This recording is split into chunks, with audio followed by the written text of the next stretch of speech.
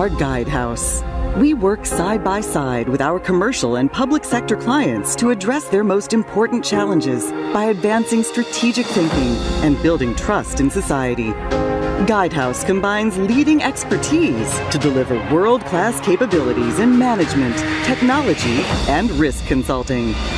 The future of consulting lives here.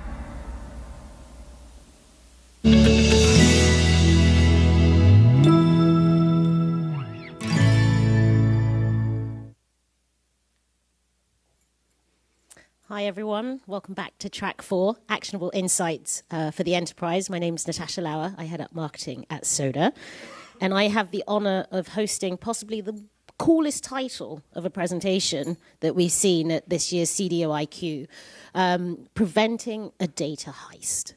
The session is going to be presented by Naina Bhattacharya, who's a Chief Information Security Officer at Danone. We'll have time for questions, both those from people online and in the room. So without further ado, it's over to you. Thank you. Hello, everyone. I'm Naina Bhattacharya. I'm the Chief Information Security Officer at Danone. I grew up in India, and I now live in London, and I get to work in Paris, which is very, very cool. That's where our company is headquartered. Just to give you an idea, Danone is a food processing company. We have yogurts, we bottle waters, and we have specialized nutrition, which is food for babies as well as adults with specialized nutrition needs. In my previous life, I worked in consulting firms, so I have a lot of experience of working with financial services, pharmaceuticals, as well as utility companies and some charities. So quite a broad range of experience in cybersecurity. Today, I'm going to speak to you about Money Heist, the TV series, the link to cybersecurity, and a few pragmatic things that you should consider as a CDO or as a data function in cybersecurity. So hands up if you have watched the show Money Heist. Okay, so for those of us who have watched the show, and for those a little reminder, and for those of us who haven't watched it, a little recap of what it's about. So set in Madrid, this is a story of a man called the Professor. And he's very, very clever and very, very mysterious. And what he does is he recruits 8 people, and those people are very mysterious as well. And they have names like Rio, Denver, Moscow, and so on. And their job is to get into the Bank of Spain, the Royal Mint of Spain, and leave with 984 million euros. Very specific, 984 million euros. Whether they succeed or not, I will let you watch the TV series. But in the events post the heist, they also have a second mission, which is to try to get into the Bank of Spain and take all of the gold away. This series became very, very popular on Netflix. It was the most watched show, non-English show on Netflix. So if there was an autonomous republic of the people who watched this show, it would be the 23rd most populous country in the world after the United Kingdom and before Tanzania. So that's how many people watched the show. And apparently, all of us wanted to be them. So there were lots of copycat robberies in Brazil, India, and France, nothing to do with me. But there's also a very nice thing that you could go to in London, which is the Money Heist experience. And the red jumpsuits that you see in the picture here and the Salvador Dali masks became very, very popular as well. It was iconography that was repeated all over the world. So why was this so popular? So there are a couple of reasons, right? It's the lure of the prize. There's a big prize at the end. And also because these people were portrayed as super, super clever and very enigmatic. So all of us are drawn into it and thinking, oh my God, this is what we want to be. And cyber criminals are also being romanticized by the media in a very, very similar way. So when you see cyber criminals on TV, they're likely to be very, very on a mission, very, very clever and doing very, very clever things as well with technology. There's always a focus on how sophisticated cybercrime is, right? And how there are new strains of malware and how clever people are identifying zero-day vulnerabilities. So if you look at it from outside, that's what you're going to think cybercriminality is all about. So it might even be attractive as a career proposition. That looks like there's going to be a big prize at the end. But in real life, cybercrime is often quite boring. And this is from a University of Cambridge study. So why is this boring, and what's happening that's making cybercrime actually quite boring? Cybercrime has now become a volume crime. So it has itself become industrialized. There are now roles and responsibilities in cybercriminal organizations as well. A small set of very highly skilled people are creating a lot of technology that you can literally just buy. So you no longer have to be super clever to be a cybercriminal. But if you are running bulletproof hosting services to run botnets, for instance, or creating botnets, or scanning for vulnerabilities in different companies, it is very unglamorous and very, very tedious work. So all these things that we always think about, there is a man in a hoodie in a basement somewhere looking for your data. That is true to some extent, but it's now a thing of the past. And what's really happening is that we are fighting against organized crime. So who are these people that I'm talking about? So there's a picture here that you can see. It's called The Unusual Suspects. And on the left are two roles from organized crime. The first one is the mule. So they are almost like the last mile connectivity of this type of crime. They're the type of people who will actually get caught. But behind it, there's a whole corporate looking very much like you and me, and they have day jobs, and they have HR, and they have policies, presumably. And it's become very, very boring. We also have the nation-state actor. And the nation-state actor has the license to hack, and they are very, very well resourced. So they are a worthy adversary. You, of course, have the activist, people who do not like certain things that a company is doing, and they might come after you on social media. They might do a denial of service attack and things like that. And then there's the getaway, which is the typical kid in a hoodie image that we have of cyber criminals. And that kid almost always gets away and is then on the front page of the newspapers later in their careers as, oh my God, they were a cyber criminal and look how glamorous they are today. And of course, there's the insider. And I know there's a lot of skepticism about the insider. We trust our people. Are they really going to do something malicious? The answer is yes. If you look at cybercrime and think of it as malicious, yes, there's a very small percentage of people who are malicious insiders. But people make mistakes because they are not aware. And you might think, hey, you know what? It's not going to happen to me. So let's think about if I have my phone and it doesn't have a PIN, and I leave it somewhere on this campus, what do you think might happen to that phone? So Symantec did an experiment in 2012. It's called the Honey Stick Project. And they left 50 smartphones containing personal and simulated corporate data. And they placed them in high traffic areas in New York City, Washington, D.C., Los Angeles, San Francisco, and in Canada. The statistic at the bottom, right? 50% of the smartphone finders contacted the owner and returned the phone. So 50% decided to keep them. But what's alarming is 96% of the lost smartphones were accessed by the finders of the devices. So they actually looked at it, and not just for the last call number to say, hey, I would really like to return this person's phone, but they actually went through the personal information. And 83% of devices were accessed for corporate-related apps and information. Even if you think they were trying to return the device, there is absolutely no reason for them to be looking through this material. So all of us are potential insider threats because we're just curious as human beings. So what should we do about it? Let's explore the role of the CDO for a second. I will let you read that for 30 seconds. So this is the definition according to Strategy Ant. They've defined the CDO as a single person at the C-suite. And I've highlighted a couple of bits there.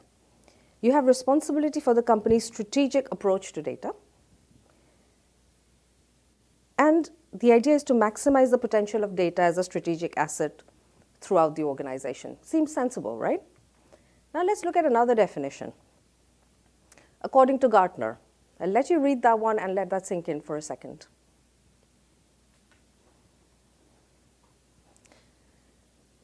CDO is a senior executive, but you're responsible for strategy, governance, control, policy development, and effective exploitation. It will combine accountability and responsibility for information protection and privacy, information governance, data quality, and data lifecycle management, along with exploitation of data assets to create business value. That's quite a lot. That is a lot of stuff that you're expected to do.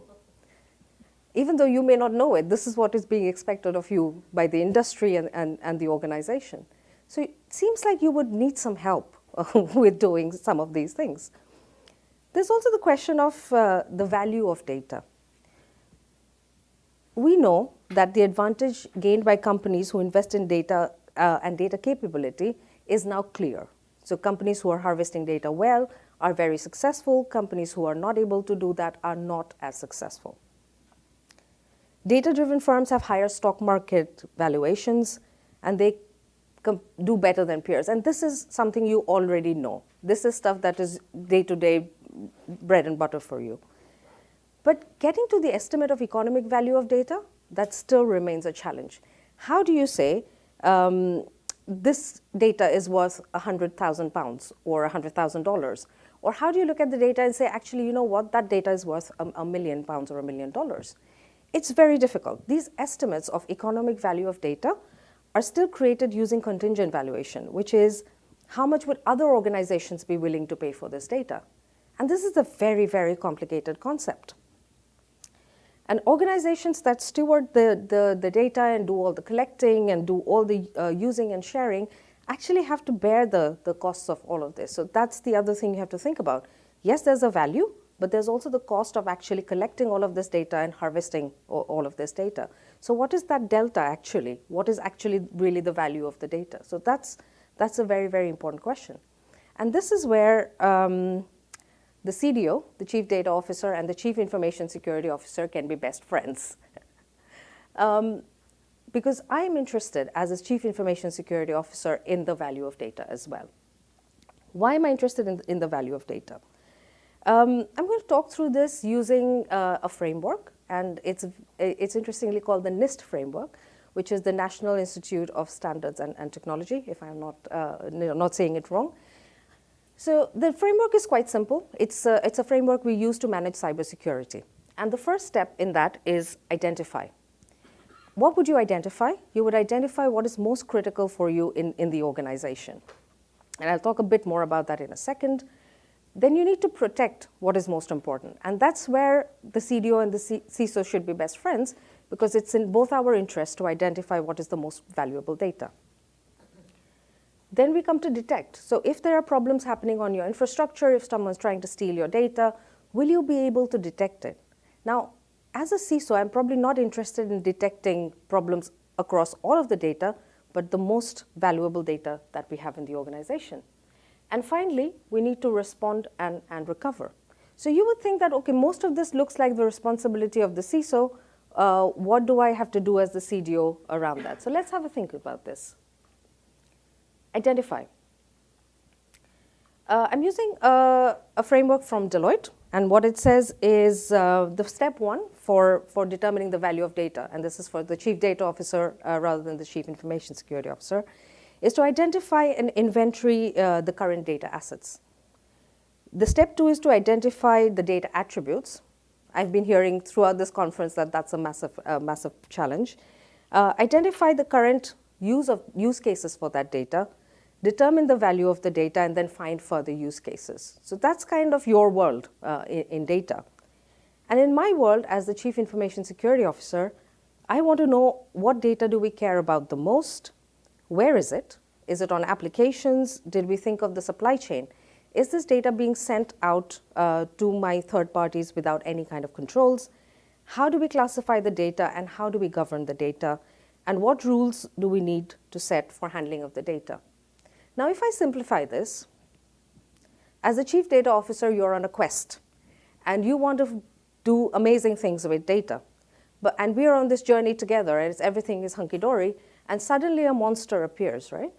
That's where you need help from the CISO to think about all the scenarios in which this monster might appear, and how do we protect what is most important from this eventuality and the risk that we might encounter.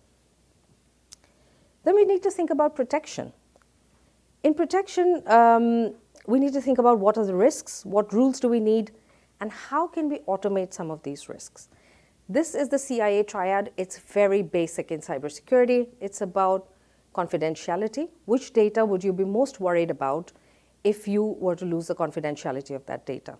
What data would you worry about if you were to lose integrity of that data? So if a change were to be made. And what data would you be worried about if you were to lose the availability of that data? So if we think about very practical examples, in all companies which are publicly listed, we need to publish our financial results. The point at which these results are being created within the organization and the point at which they're being compiled for the C-suite, at that point, that data is super, super confidential. So you wouldn't want to lose that data. So if you were to think about the crown jewel assets, that kind of information is really top of the list. The second example is mergers and acquisitions information. So if you have mergers and acquisitions and the data that is being collected is super, super secret, that's the kind of information you want to protect the confidentiality of. But as soon as the data is published, it's now public. So the data classification moves as well. Integrity of data. Every organization will have some kind of a treasury department. Even if you're not a bank, you will have some people doing finance. If that data is changed and payments are being made to people who are not supposed to be receiving those payments, that's a big problem. So data integrity is an issue like that. And availability is when we talk about ransomware. So if we have ransomware on our systems and it stops working, that's when we care about availability. So if you think about different types of organizations, availability is always an issue. But when you look at organizations like ours, which have manufacturing capabilities, we focus most on availability. We have less confidential data, but keeping the data available is a very critical constraint. So let's say something is detected. We now need to respond and recover. And this is where we will come back to you as cybersecurity professionals and ask you one very difficult question. And that very difficult question, even in 2022, is where are your backups? And why am I going to ask that? I'm going to tell you a little bit of a story about Maersk in 2017.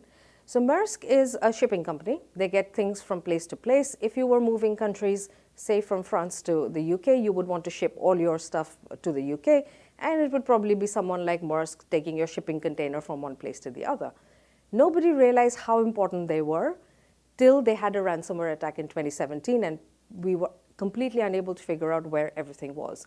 Food, people's stuff, petroleum, there were problems everywhere.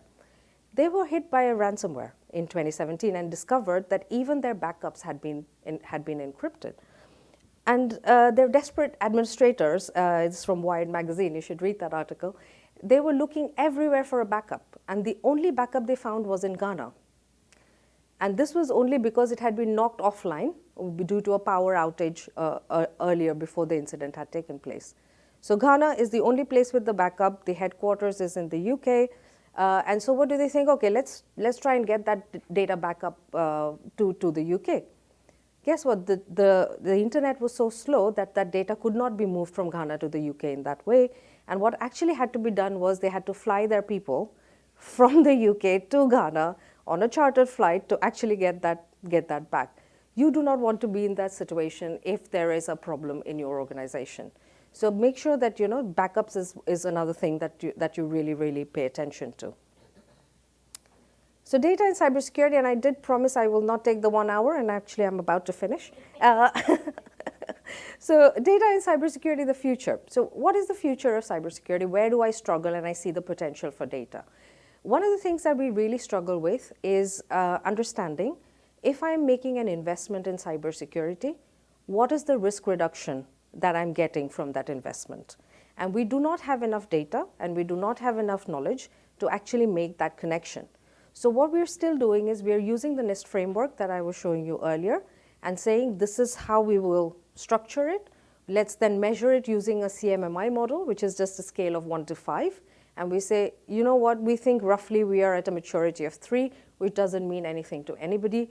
And then we say that some tenuous link makes us say that, this has now reduced the risk of confidentiality, loss of confidentiality by X%. So this is one area where a lot of data science work needs to go in so we can actually work together and see how we do this. The other area where I see a lot of help needed from data, and a lot of tools are now beginning to do this. It's, you would have seen in your organizations vulnerability scans. So we run vulnerability scans quite regularly, and you would see that there are lots of high severity or high criticality vulnerabilities coming out of standard companies like Microsoft or Oracle. And the question becomes, which one do I prioritize? If there are 100 critical vulnerabilities on my ecosystem, and I come to you and say, help me, how do you even do that? So now there are tools which are monitoring the threat and monitoring the vulnerability and telling us which one is being exploited the most in the wild. And if you know that the critical vulnerability one is being exploited by 50% of the threat actors out there, you know that that's the one you need to fix.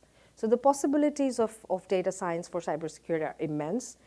We are still very, very nascent, and we are doing things that as data scientists or data professionals, you'll probably be shocked by. But it's a journey that we can go on together. And with that, I'm actually done.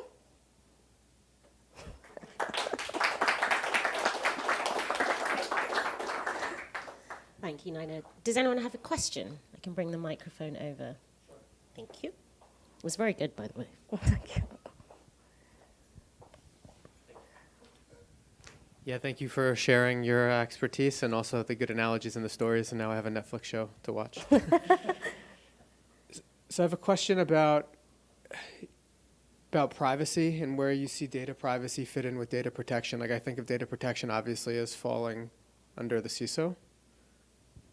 So where do you put data privacy in with that, and who takes ownership of that in a scenario like this?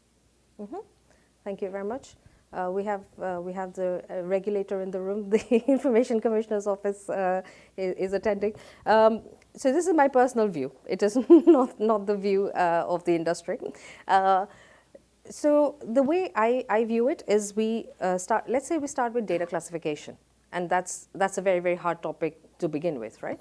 And we say, let's have 4 levels of data classification. We have the public data, which we put on our websites, for instance. We have internal data. So it's internal data of, for example, employees and their email IDs and their salary details. We then have confidential data, which might be information related to customers. And then we have very sensitive and very critical data, which might be information we have on health of our customers, for instance. So the types of personal information that an organization holds could fall into any of those categories. So it's not that obvious when we just think of security to say, if it's internal data, we protect it like that, but there always has to be a lens of privacy to say, yes, if it's internal data, we do it like that, but if there's a personal data component to it, then we need to also include all the data privacy requirements. So it's an overlay of security and then privacy. So that's one answer to the question. The second one is, when we look at security, we think of it in buckets. And we say, this is the general rule that would apply to this type of data. It's very difficult to do that with privacy. Because with privacy regulation, the main question that is being asked is, what is the purpose of processing? From a security standpoint, I am not that interested in the purpose, why that data is being used. I'm more interested in the value of the data and what controls I need to put around it. So there was earlier in the keynote, there was an example that data was being used in a way that is not appropriate. So from a security standpoint, that is not probably something I would catch, because I would think it's data of children, it's being protected appropriately. So from a cybersecurity standpoint, it's fine. But from a data privacy standpoint, it's absolutely not. And I know there was a question in the application saying, should the chief privacy officer and the chief information security officer be the same person? My personal view is that it absolutely should not be, because you do need both of those lenses to look at the same problem and make sure that it's not one over the other. Did I answer your question? Thank you.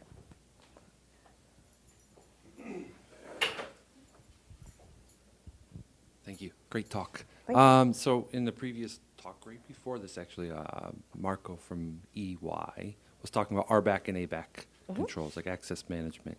So as you're trying to reduce that attack surface, how do you implement access management at scale, right? You can, small companies, you can easily kind of manage access, who has what access to what.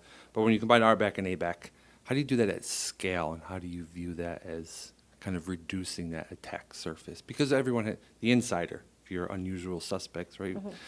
People are vulnerable, people are subject to attacks in many different ways. So the insider angle, right? If a hacker doesn't have to get through your wall sometimes, right? They can get access by getting someone's login information, right? You go on the dark web and people are posting ads for, if you work at Facebook, if you work at Google, if you work at Netflix, we'll pay you $100,000 for your login and your VPN credentials. So they're in. But if you have an RBAC and ABAC system, how does that, and how do you kind of implement that at scale from a security perspective? Okay. And RBAC is role-based access control. What is ABAC?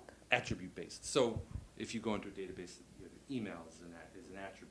And anything PII, so Social Security is an attribute, address is an attribute. So everything can be tagged as an attribute, and then certain roles can have certain access to certain attributes, right? And it's a way to kind of manage that access to data, right? So your marketing professionals might have access to different attributes than your directors or your sales teams. So it's that combination. It's what I think he was kind of distilling it down Kind of to. distilling it down to? Yes. Okay. So what we're talking about here is identity and access management, which is if we have lots and lots of data, how do we manage access to that data in some kind of a sensible way? Yeah. Essentially, that's the question. And the things we're talking about is role-based access control. So in an ideal world, I would have my organization defined in roles, and it would be HR, and it would be finance, and it would be IT, and so on. And within that, a few roles, and they would get access based on their roles. What that would help is with, for example, the joiners, movers, leavers process. So if I know that if you're joining in the United States, for example, in IT, this is the level of access that you should have. So it really helps with the user experience as well. Attribute-based access I need to look into, so I'm not that sure. But to take a broader view of identity and access management, in an ideal world, yes, I would have RBAC. But if I look at the problem and I see what are the biggest issues in access management, the biggest issues in access management that we have is the first one is around privileged access. The privileged access users are the admin users of the data, and those are the admin users who might leave something as admin, and that's what we have seen in many cases. For example, with SolarWinds, that was what had happened. So getting the privileged access management under control is the first thing to do. The second thing that we really worry about is remote access, because so many of our third parties have access to the data. A lot of times people are able to download large volumes of data on Excel and then send it over to third parties. They might have all sorts of attributes, and then it becomes completely ungovernable. So providing a good view of the administrator access to make sure the passwords are changed quite frequently, for instance, and then making sure the people who have remote access into the organization are doing so appropriately, I think are bigger problems than role-based access control for the industry in general. Also, role-based access control takes a very long time to do. It's not a very short, quick win. It needs a lot of involvement from HR. And if you imagine companies like ours with so many different geographies, so many different roles, we've grown through acquisitions. It's even very difficult to define roles and say this is how you get access. But it's a pain point for the industry and for financial institutions as well. So it's a big issue. So do you advise companies? Thank you. So I totally agree with your point. So I just want to follow up. Do you advise companies or organizations to actually take on rollback access control type of initiative? Because to be honest, we are trying, right? I work for NYU, and it is very, very difficult, and we are making very slow progress. And I'm reaching the point, I'm wondering, should I just give up? Because it's not really generating enough value, and my team is so at lost. They are so very often get down to the weeds and have very hard time to put themselves back out. And like you said, we need a huge support from HR and all the other functional units to be on board, which is going to be a huge initiative to get everyone. So what's your take on that? So I would, sorry? So I think there are two questions you're asking here. One question is around RBAC itself, and the second question is when is the right time to put security controls in place? Because like you're finding now, putting security controls in place after the fact is very, very, very difficult. So you have to start thinking of security by design. And in the keynote as well, I was listening very intently, as you can tell, it was said that the decisions you make today are going to impact what happens tomorrow. So make wise decisions. If you are building data platforms, build them with security in mind. Look at access controls. Look at how do we protect the data at rest? How are we collecting that data? Is that compliant with privacy? So there are these things that we need to think about when we are designing systems. When you try to retrofit, it becomes a big, big problem. But as a security professional, I do have to say that the end result is worth it. Because at the end of the day, you're trying to future-proof the organization. If you look at it only tactically, yes, it's a lot of pain. But once you have role-based access control in place, it gives you so many more advantages. For example, the joiners process is much better. People who are joining the organization don't have to waste time asking for access to different things that they need. If people are moving roles, you will not end up with legacy roles that they've had before, and it can be a very clean transition. When people leave, you have less risk of data leakage because now you know that they're leaving and this is how the leavers process should work. These are my high-risk people based on this role, and we need to terminate it in a certain way. So there are many, many advantages to RBAC rather than just the tactical security. So I would say it's a painful exercise, but my recommendation is to do it. Thank you for your superb and clear talk. Great examples, specifics. Stepping a little bit to the side, but you opened up when you mentioned solar winds. Do you have any hints or big things that you or Dan are doing for supply chain risk management?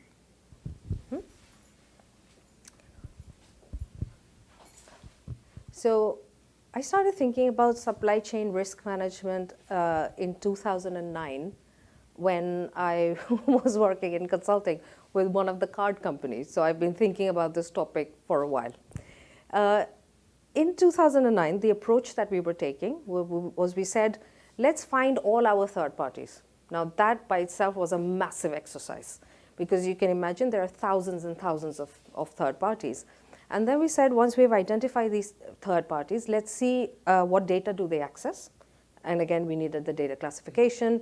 Let's see if they're connecting back to us in any way. And based on that, let's see if we can risk rank them. So we risk rank those third parties. And then we said, okay, amazing. Now we know these are my high-risk vendors. Let's send 2 consultants to go and talk to my high-risk vendors and ask them all about their security. So we created a 100-question questionnaire, and off they went, and they came back with some information. And it was usually done in a day or so. So from a compliance point of view, big check. From an actual risk reduction point of view, slightly dubious. So that approach is the industry standard approach at this point in time, but I am skeptical of that. There are also very fundamental things that need to be done. With GDPR, for instance, it became necessary to have privacy requirements in your contracts. A lot of the contracts that have been done historically have been done without any kind of security requirements. For instance, if you think about now you're contracting with some of the big software vendors, you would not imagine a scenario that you find a vulnerability and they will not fix it. But if you're in manufacturing, the time horizon is very, very different. The time horizon of those applications, of those machines, is 20 years. They're supposed to last for 30 years. So if I look at contracts that were done 30 years ago, it doesn't have the same focus on security. So that's a problem that we have in the industry. And the final one I will say is, it's not always intuitive to find the high-risk third parties. If you say, what kind of data do they have? Do they have access to my systems? And you will think, oh, I now know these are my high-risk third parties. But we also have things that are being supplied to us which are critical for the existence of the company. They're very small, but we need them, and they never show up on any of our risk assessments. They have a ransomware attack and production goes down for a couple of weeks. So it's a very, very tricky question. The answer probably is going to be some kind of an industry standard that the industry is working towards to say this is how you certify third parties, and it becomes an external certification. But as of now, it's a tedious process that we haven't really figured out. Thank you. Any other questions? Then everyone's won 25 minutes back, and we know how to avoid a data heist. Thank you.